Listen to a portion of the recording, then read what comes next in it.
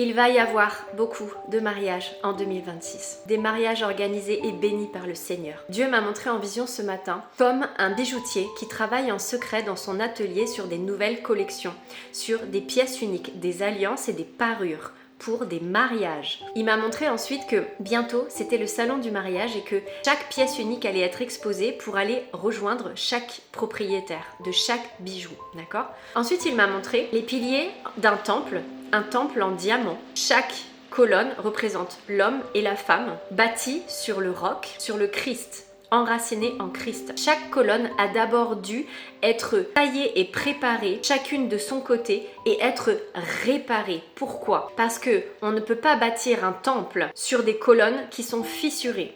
Donc Dieu a d'abord réparé les cœurs de chacun et ancré chaque âme en Christ. Parce que ce couple va servir de fondation pour un temple. Imagine un temple au-dessus de la ville, sur une colline, sur la plus haute colline de la ville, qui est bâtie sur le roc et qui va recevoir la lumière divine pour servir comme un phare, pour rappeler les brebis égarées vers Dieu, vers la lumière et vers le Christ. C'est pas magnifique? Ensuite, il m'a montré que le rendez-vous est fixé. C'est-à-dire que le mariage est déjà prévu, la rencontre est déjà prévue, les fiançailles sont déjà prévues. Vous ne vous connaissez peut-être pas encore dans la matière, mais vous vous connaissez dans l'esprit et dans le cœur. Dieu vous a envoyé des insights, des flashs, des ressentis sur le caractère qu'allait avoir votre futur conjoint ou conjointe. Donc quand vous allez vous voir, quand vous allez vous rencontrer, vous allez savoir tout de suite ou très rapidement que c'est votre conjoint, votre conjointe.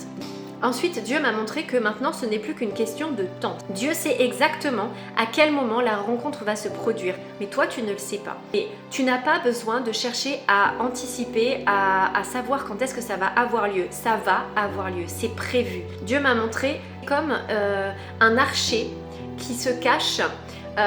Tu vois, il y a une princesse qui vit dans un palais.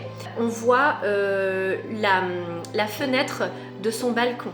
Et imagine que l'archer d'où il est exactement dans la bonne trajectoire pour tirer sa flèche à la façon Cupidon sur la princesse au bon moment. Sauf que sur la trajectoire, il y a un arbre, il y a en particulier une feuille qui se place juste devant la fenêtre. Quand la feuille tombera, ce sera le moment où le prince arrivera et que la princesse sortira sur son balcon et là, la flèche sera tirée et la rencontre aura lieu et des retrouvailles auront lieu.